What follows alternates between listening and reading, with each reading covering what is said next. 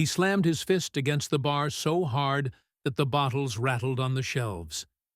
The sound cut through the din of laughter, pool balls clacking, and the low murmur of a baseball game on the television. "Oh, this is your legendary Chuck Norris?" he shouted, his words already slurred by beer. "An old man who can't even hold a drink right?" The insult ricocheted across the room, and for a moment the air thinned into silence sharp enough to slice. A few men at the bar chuckled nervously. One woman covered her mouth. The bartender, who'd been drying a glass, froze in place.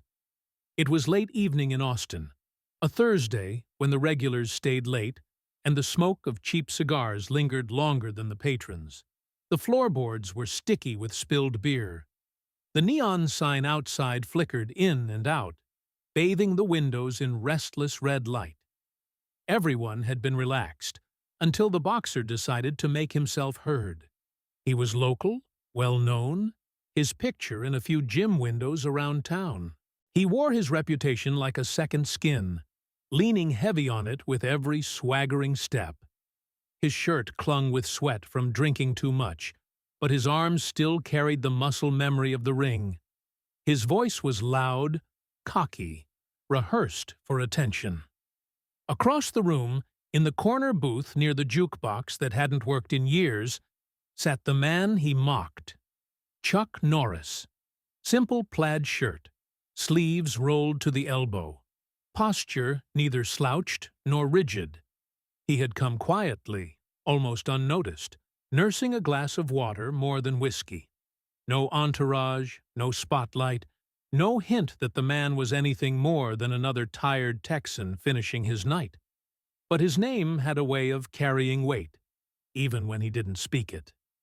The boxer grinned wide at the silence he'd created. He turned in a slow circle, arms lifted, waiting for laughter to follow. A few of his friends at the pool table clapped him on the back, goading him on. "Tell him, champ," one called out. Chuck lifted his eyes, just enough for the room to catch it. He didn't frown, didn't smirk, didn't move at all beyond that simple glance. But the look was enough to change the temperature of the air. For 3 seconds, no one breathed. The boxer misread the quiet. He mistook it for approval. He raised his glass in a toast to himself and shouted again. "What? Nothing to say, old man? Legends don't stay legends forever." This time the laugh came louder, but uneven. Some joined in. Others shifted uncomfortably on their stools.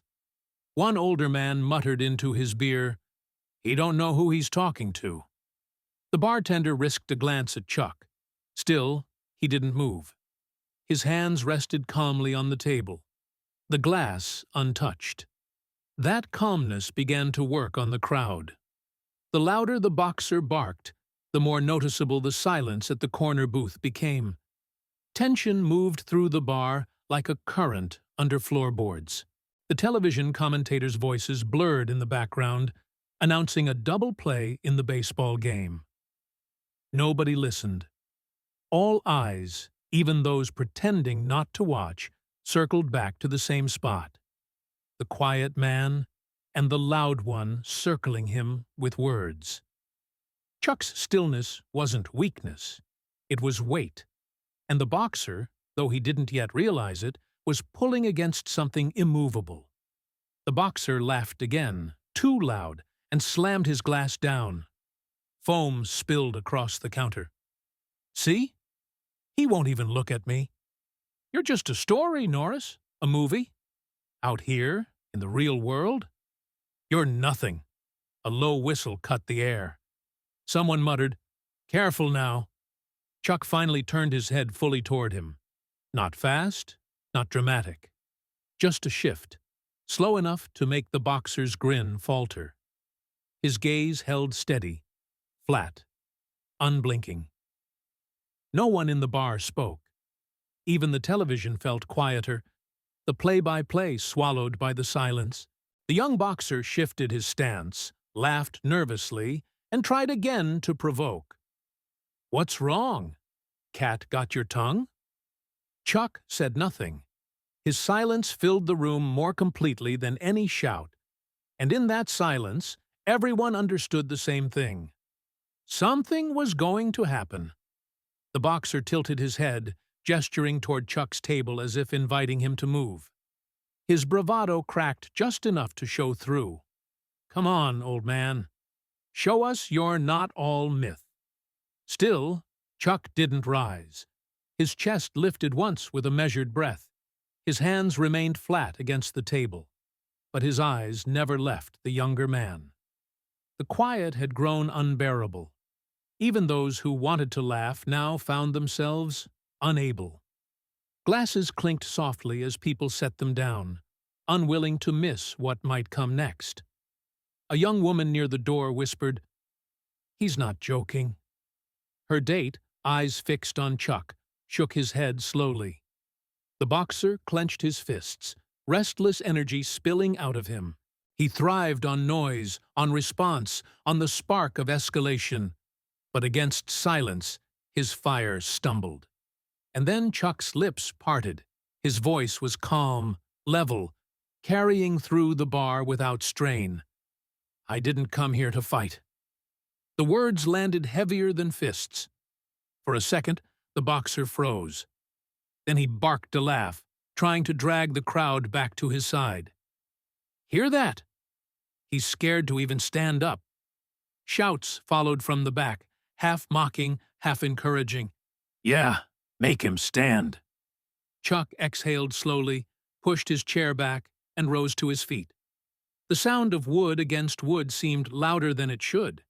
He stood straight, neither threatening nor retreating, just present. And the bar fell into complete silence. Every head turned, every breath held. The boxer's grin twitched, uncertain. The moment stretched, fragile and electric, balanced on the edge of the first move. Just wondering, "Where are you watching from? Write it down, Bello." The boxer finally broke the standoff. He shoved away from the bar, weaving through the crowd until he towered over the corner booth. Sweat glistened on his brow, his jaw set with drunken bravado. He bent down just enough so his words would carry to every ear. "You're nothing but a legend on a screen," he sneered, voice thick with beer. "Real fighters bleed under house lights, not in front of cameras." Glances darted around the room. Pool cues froze mid-stroke, glasses hung suspended halfway to lips. Even the television above the bar seemed quieter, the crack of a bat muffled beneath the weight of the moment. Chuck didn't answer right away. His hands rested calm against the table. His eyes lifted slowly, and up close the lines on his face looked carved rather than worn. When he spoke, it was even almost tired. "I didn't come here to fight." The boxer grinned wider, spinning toward the crowd like a showman hitting a punchline. "Hear that?" He came to hide. Nervous chuckles broke out. A young man near the pool table hollered, "Tell him, Max!"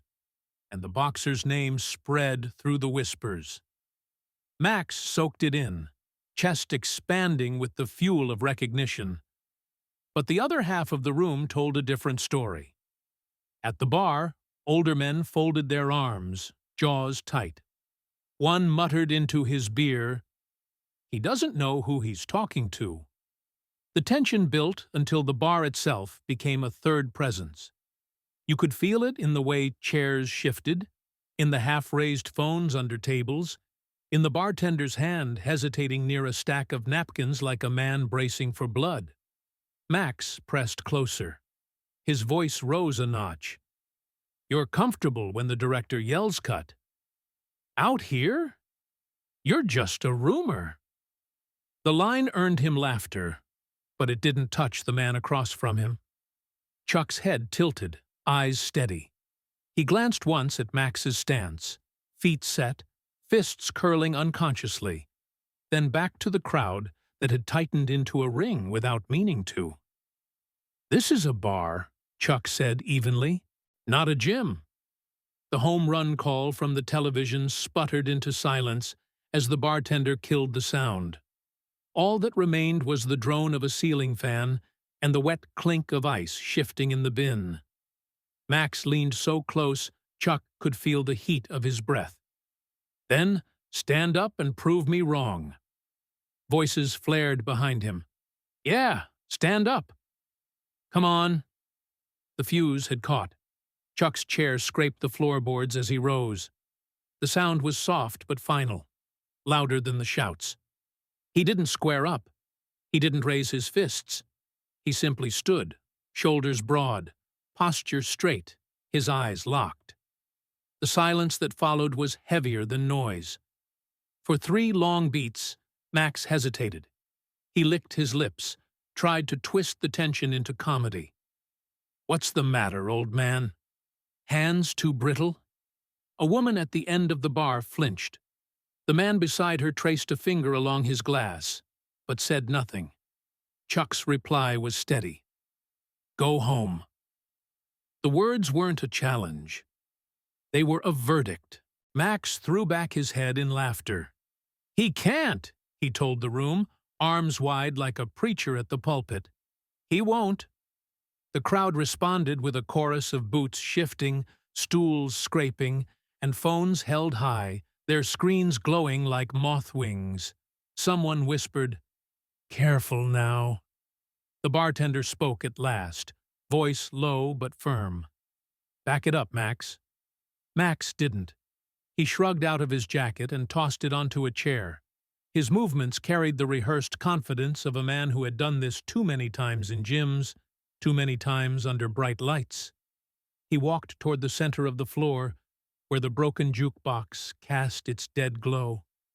He lifted his hands high, bouncing lightly on his toes, playing to the circle that formed instinctively around him. Real world now, he declared. No cameras to save you. Chuck didn't move from the edge of the shadow. His arms hung loose at his sides, elbows relaxed, weight evenly spread. His calmness filled the gaps Max's noise couldn't reach. Last chance, Chuck said softly. Don't do this. The warning made a few men glance nervously toward the door, ready to slip out before the first blow. But Max only smiled, tasting pride and stale beer. You blinked, he lied. That's enough for me. The bartender slid napkins across the bar, surrendering to inevitability. The ice machine's hum became a clock ticking down. Max bounced once more, then lunged forward, chin high, selling it for the crowd. He planned a glancing touch, just enough to humiliate without damage. A move to write the story in his favor. But the lack of response froze him. Chuck didn't flinch, didn't shift. The absence of movement made the room tilt. Max hesitated mid-step, the weight already committed. His pride forced him onward. He curled his fist, swung out. Not a knockout punch, just a cuff meant to sting. The crowd held its breath. And that was the moment everything tipped into the inevitable. Max's punch came sloppy, more theater than violence, a cuff meant to graze and humiliate, to earn him a story for tomorrow. His chin tilted high to sell bravado. His weight tipped too far forward, telegraphing intent before his fist left his side. Chuck didn't wind up, didn't square off. He shifted a fraction, hips settling, feet steady as if on rails. His answer was a straight right, compact and exact, no more than 6 inches of travel. The sound it made wasn't dramatic. Not a crack, not a roar, just a dull, final thud, like a door latching shut. Max's eyes lost focus. His body kept going without him, knees buckling as though the floor had tilted. He collapsed onto one, palms smearing against the sticky boards. Blood traced his lip before he even understood what had happened. The room didn't erupt at once. It needed a heartbeat to process the sight. A pool cue rolled soundlessly into a corner pocket. The bartender froze with napkins in hand. Even the neon outside seemed to steady its flicker. Then noise broke loose. Shouts, whistles, shock laughter from throats that didn't know how else to react. A woman at the bar gasped into her palm. Someone muttered, "Oh, God," half awe, half prayer. Max touched his mouth, pulled back a crimson smear, and stared at it like it belonged to someone else. His confusion was raw, almost childlike. When he looked up, it was into the same calm eyes he'd mocked minutes earlier. Chuck hadn't moved after the strike. No follow-up, no flourish. He stood rooted, breathing even, his posture unchanged.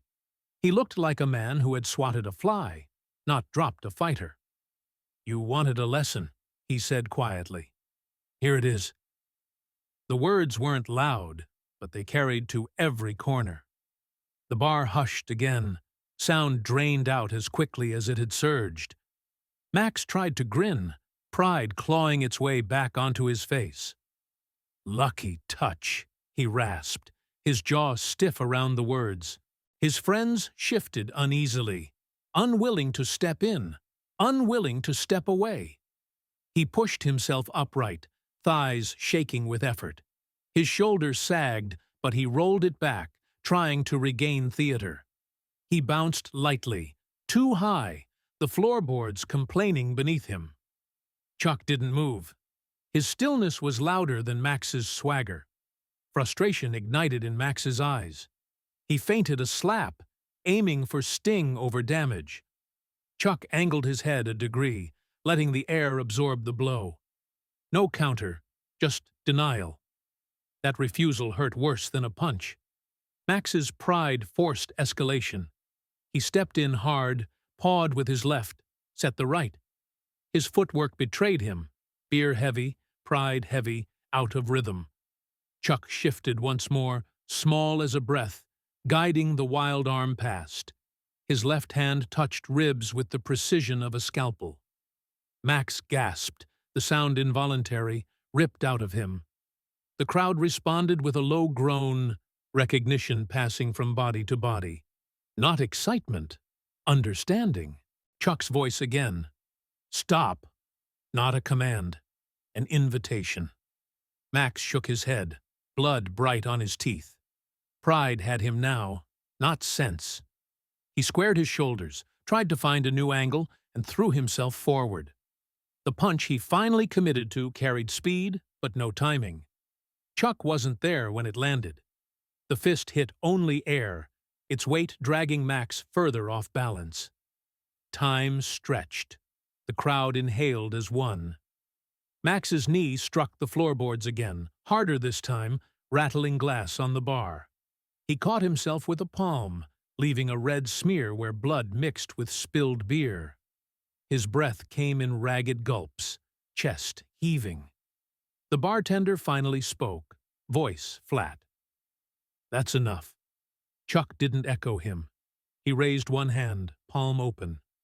Not warning, offering. "Walk away." The boxer's gaze flicked from Chuck to the crowd. Phones hovered higher now, their screens glowing. His friends stared at their shoes. Pride waged its war against survival in the lines of his face. He started to rise. Relief spread across the room like a current. Boots scraped back, bodies eased. Someone exhaled so loudly it drew stares. Then his heel slipped in the ring of beer from his own glass. His arms flew up to steady himself, fists half-formed. The crowd gasped, misreading balance as intent.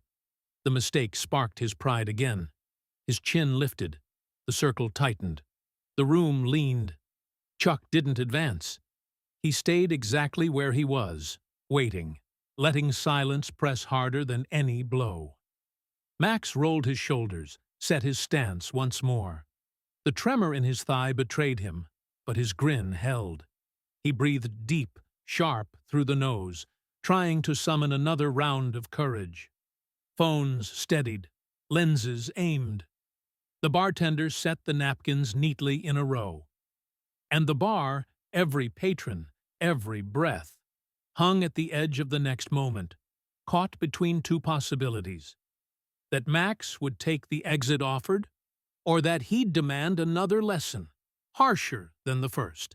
Max forced himself up again, red-faced from blood and shame, hair plastered with sweat. His chest heaved like a bellows, and every breath came jagged, but his pride wouldn't let him stay down. He staggered to his feet, wobbling, then snapped his head back and roared, "I'm not finished!" The bar erupted in noise, the kind that made the walls feel thinner.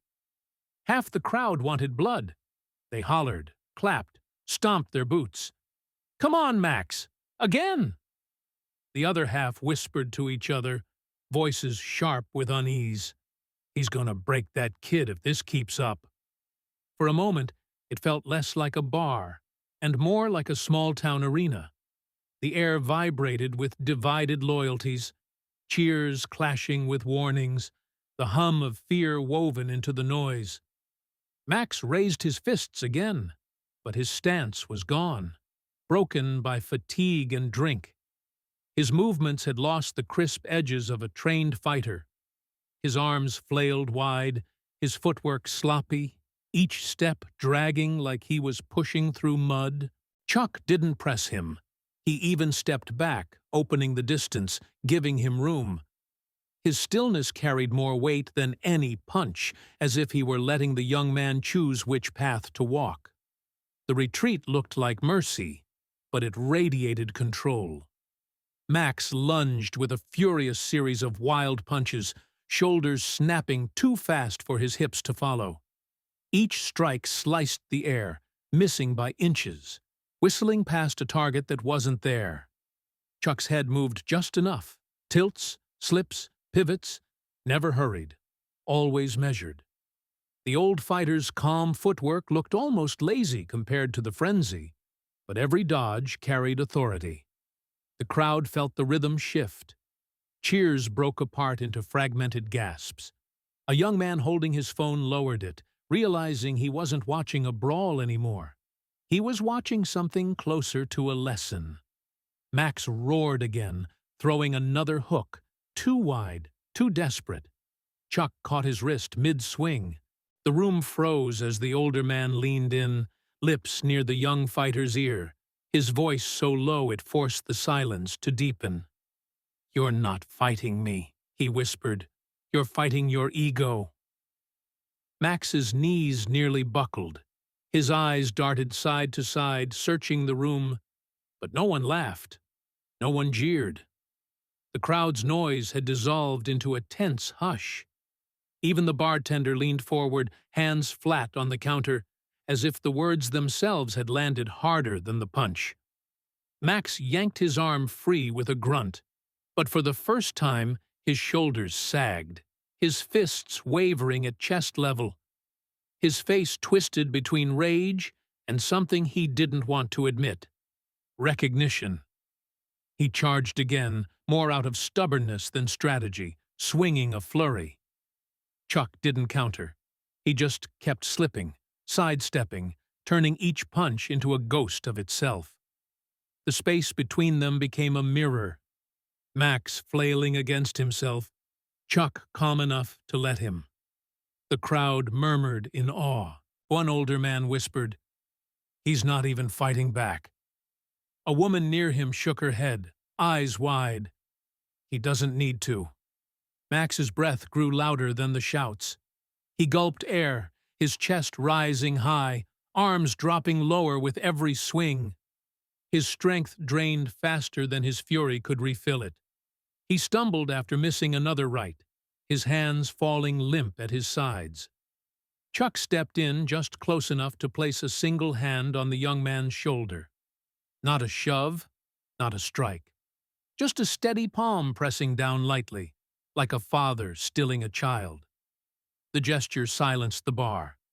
Max stood there, panting, sweat dripping off his chin, his fists open now, empty. His face crumpled with the realization he wasn't losing to Chuck's fists. He was losing to himself. The crowd knew it too. Their cheers had gone. No one wanted to see more. The spectacle had ended, replaced by a weight that hung heavy in the air. The fight wasn't about blows anymore. It was about pride unraveling in public. Chuck said nothing further. His hand stayed on the young man's shoulder, steady, unshaking, the only anchor in the room. And in that stillness, the lesson cut deeper than any knockout could have. The bar, once rowdy and split, had become silent, a single audience watching not a fight, but a transformation in progress. The words struck harder than a fist. "You're not fighting me. You're fighting your ego." They echoed in Max's skull, louder than the ringing in his jaw. For the first time all night, his fists hovered without purpose. His chest caught mid-breath, suspended between attack and surrender. And in the gap, the bar froze with him. Nobody coughed, nobody clinked a glass. The crowd was a single held breath, waiting to see which way he'd break. Max tore his wrist free, stumbling back a step. Pride stitched over the wobble. He rolled his shoulders, trying to paint strength over exhaustion, but the paint was thin. His next punch was all outline and no substance, telegraphed from his shoulder, his feet sluggish beneath him. Chuck tilted his head and let the glove slide past air. Max doubled down with volume and movement. He unleashed a flurry, or what should have been one, 3 punches that unraveled after the second. His feet fought each other, his balance slipping. He jabbed, he hooked, he swung, and every time he met only space. Chuck moved with quiet precision, letting the mistakes collapse under their own weight. The room's noise drained away. All that remained was the soft hum of machines, the ice bin rattling, a neon light buzzing overhead, the muffled vibration of a phone left forgotten on a table. It was no longer a crowd watching a fight.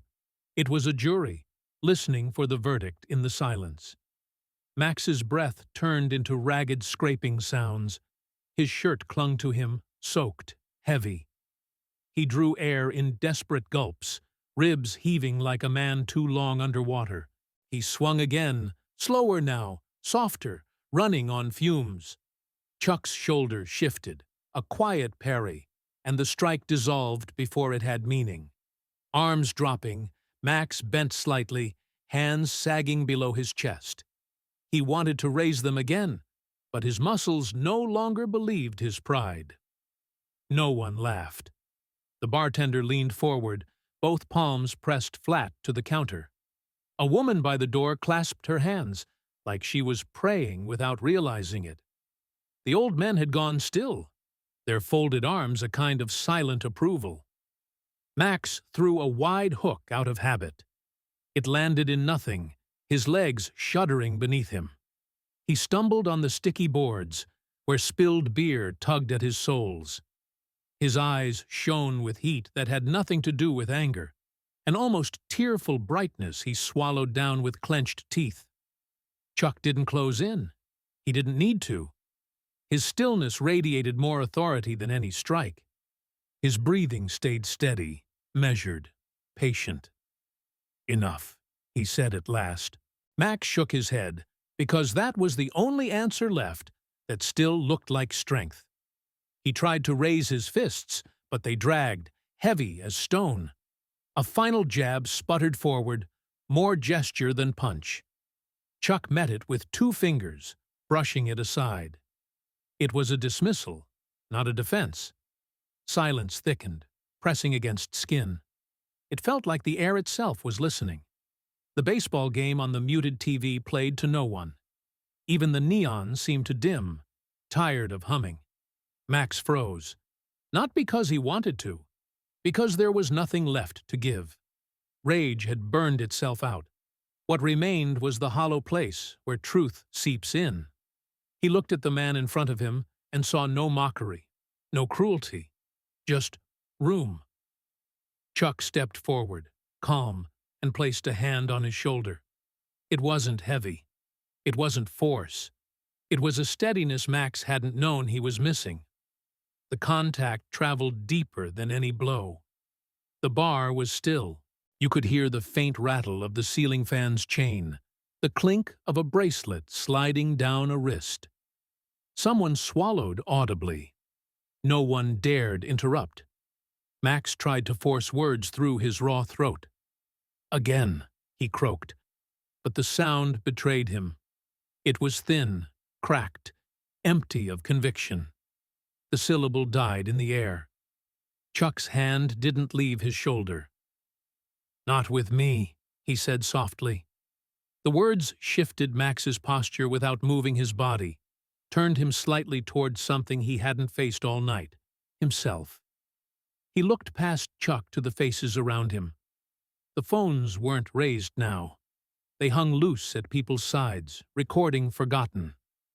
The hungry gleam of entertainment had drained away, replaced with something harder to carry. Pity, concern, respect. His friends stared at the floor.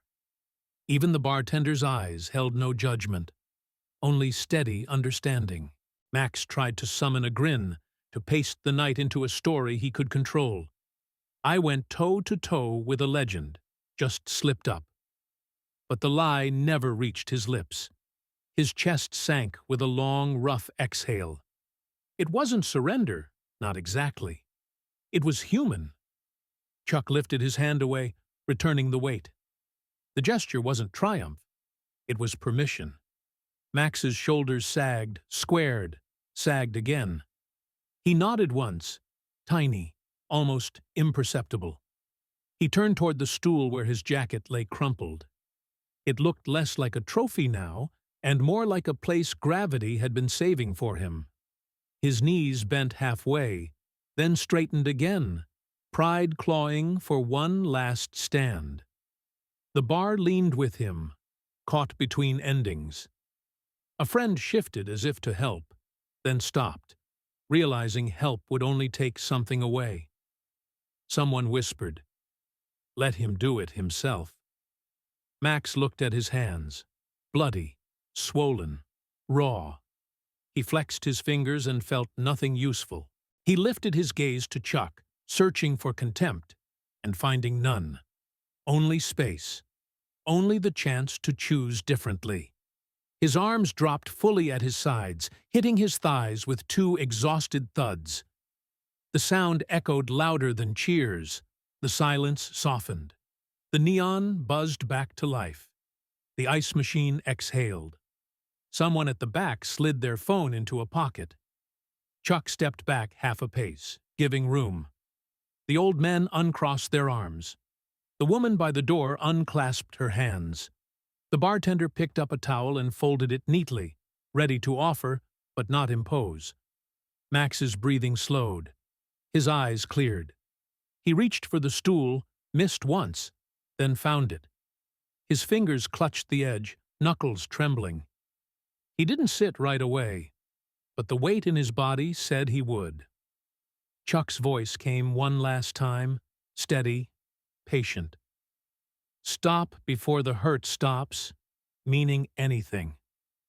The words sank into Max like water through dry soil.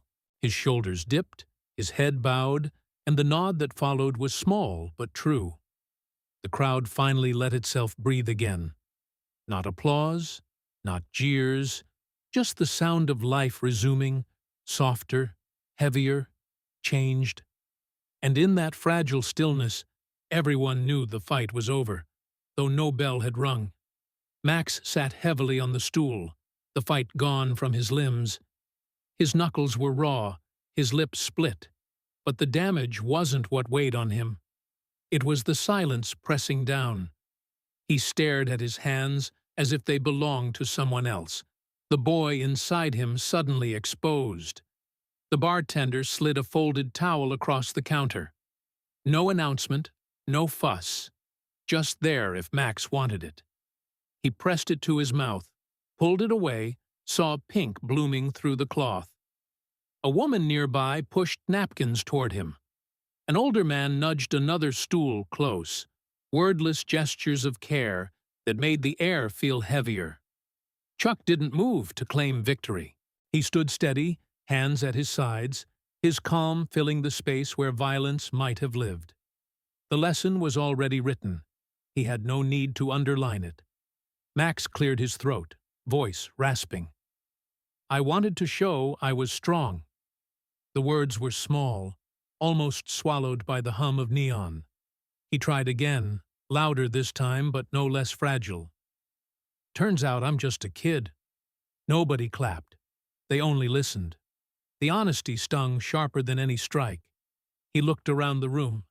Phones were down, faces sober, the hunger for spectacle gone. His friends hovered nearby, unsure whether to step in or shrink away.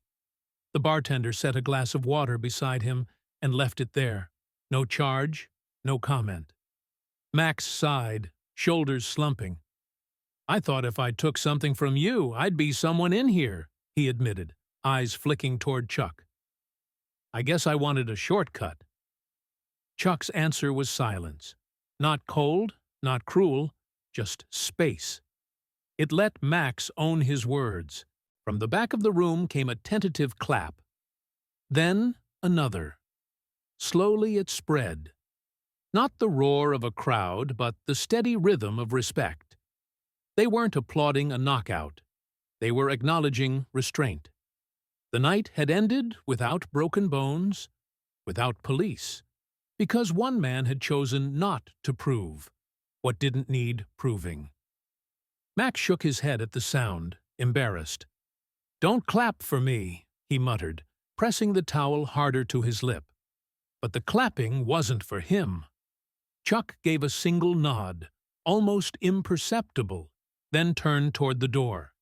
He passed through the crowd without slowing, without soaking in the attention.